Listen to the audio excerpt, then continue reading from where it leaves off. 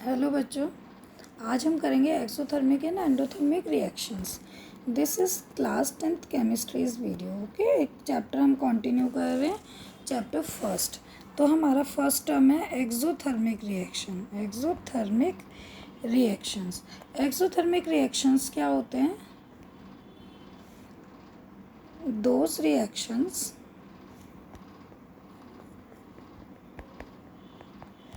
in which heat is evolved, जिनमें से heat निकलती है, आर नोन एज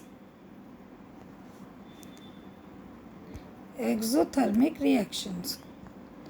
जब कोई हमारा केमिकल रिएक्शन होता है और जब हीट निकलती है तो हम क्या बोलते हैं? Exothermic reactions.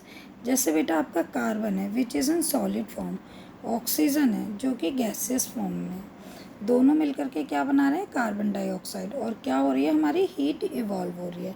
तो ये इसका एग्जांपल है। जैसे आपका मीथेन है CH4, ये क्या है? गैसियस फॉर्म में है। और आपका ऑक्सीजन है, ऑक्सीजन भी क्या है? आपकी गैस है, ठीक है। 2O2 लिखेंगे, वो हम बैलेंसिंग अगले स्लाइड में सीखेंगे। तो ये क्या बनाएगी? कार्बन डाइऑक्साइड, 2H2O पानी, प्लस में हीट एनर्जी, ठीक है। Heat energy. बेटा इसके बाद इसमें एक पॉइंट बहुत इंपॉर्टेंट आता है, कई बार पूछा जाता है कि क्या रेस्पिरेशन एंडोथर्मिक है और एक्सोथर्मिक। तो हम लिखेंगे सबसे पहले रेस्पिरेशन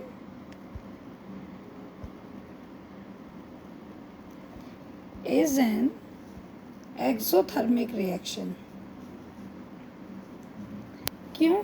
देखो अभी हमको ना ब्रीथिंग पता है, रेस्पिरेशन और ब्रीथिंग में बच्चे डिफरेंस नहीं बताते 10 से पहले। ब्रीथिंग क्या होता है? हम सांस छोड़ रहे हैं, सांस ले रहे हैं, दिस इज ब्रीथिंग। रेस्पिरेशन क्या होता है? जब प्रोसेस प्रेजेंस ऑफ ऑक्सीजन में जो आपके ब्लड के अंदर खाना टूटता है और आपको एनर्जी प्रोवाइड करता है, that process is known as respiration process. Okay, तो उसको बोलते हैं हम एक्सोथर्मिक, क्योंकि उसके बाद क्या मिलता है? हमको एनर्जी मिलता है, ठीक है। तो देखो हमारे पास C6H12O6, ये तो ग्लूकोज का फार्मूला है। फिर ये ऑक्सीजन है हमारे पास में 6O2, ये गैसियस फॉर्म में है। तो ये हमारा क्या बनेगा?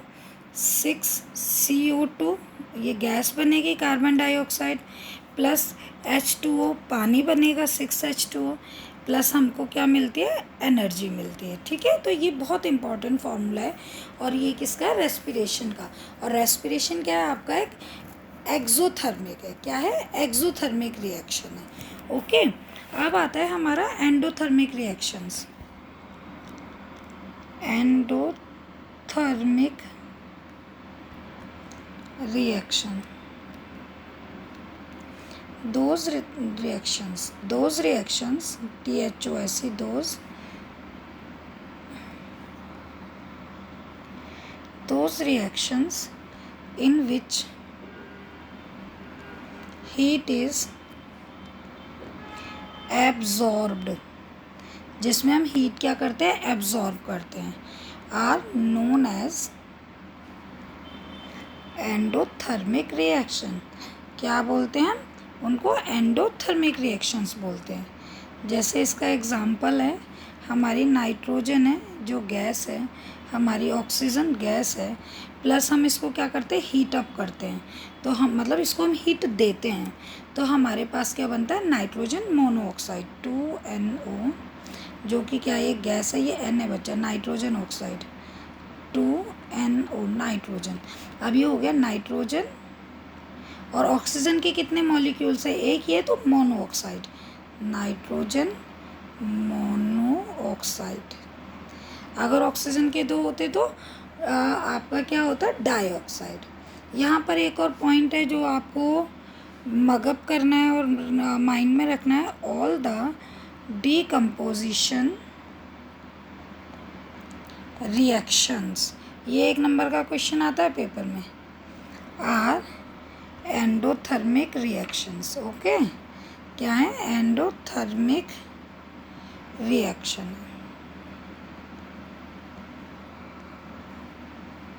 जैसे बेटा आपका कैल्शियम कार्बोनेट है, ठीक है, इसको हमने हीट अप किया, मतलब इसको हीट दिया, तो ये क्या बन जाएगा, कैल्शियम ऑक्साइड। क्या बनेगा आपका, कैल्शियम ऑक्साइड, प्लस आपका ये सॉलिड फॉर्म में बनेगा और आपका कार्बन डाइऑक्साइड गैस निकलेगा, रिलीज़ होगा। ठीक है, तो हीट निकलेगी। अच्छा बच्चा, अब इसको देखो, एक और एग्जाम्पल है, जैसे मैंने आपको उसमें एग्जाम्पल दिया था ना, रेस्पिरेशन एक एक्सोथर्मिक है क्योंकि उसमें हीट निकलता है। सेम फोटोसिंथेसिस जो है, photosynthesis process is endothermic. Endothermic क्यों है बेटा, क्योंकि आपको पता है सनलाइट लेता है वो, एंडोथर्मिक रिएक्शन, क्योंकि जब फोटोसिंथेसिस प्रोसेस होता है तो सनलाइट लिया जाता है। इसी का एक और एग्जांपल देखो, आपका है पोटेशियम क्लोरेट, KClO3, ये सॉलिड फॉर्म में होता है। 2 के, ये 2 हमने बैलेंसिंग करने के लिए लगाया। ठीक है बेटा, यहाँ पर देखो ये डेल्टा का साइन है, ये मतलब हम इसको हीट दे रहे हैं, और हीट में हम क्या दे रहे हैं इसको, MnO2, Mn मतलब मैग्नीज, क्या दे रहे हैं, याद करना, मैग्नीशियम नहीं है, मैग्नीज ऑक्साइड। हम हीट में क्या दे रहे हैं इसको, मैग्नीज ऑक्साइड दे रहे हैं। तो हमारे को क्या मिल रहा है, 2KCl मतलब पोटेशियम क्लोराइड, और साथ में क्या हो रहा है हमारा, प्लस है ये, प्लस, ये थोड़ा गंदा हो गया, प्लस आपका ऑक्सीजन के मॉलिक्यूल्स निकल रहे हैं 6, और वो क्या है, गैस फॉर्म में निकल रहे हैं। ठीक है, इसी प्रकार से आपकी कार्बन मोनोऑक्साइड है, ये वाला एग्जांपल थोड़ा और ध्यान से समझिएगा। ये कार्बन मोनोऑक्साइड है, ये क्या है, गैस है, CO लिख देती हूँ, carbon monoxide plus hydrogen gas है। जो भी हम ये 2 आगे लगाते हैं ना, ये बैलेंसिंग के लिए है, कल सिखाऊंगी मैं आपको नेक्स्ट स्लाइड में। 2H2, ये 2। अब देखो बेटा, यहाँ पर मैं कुछ लिख रही हूँ, उसका मतलब मैं भी आपको समझाती हूँ।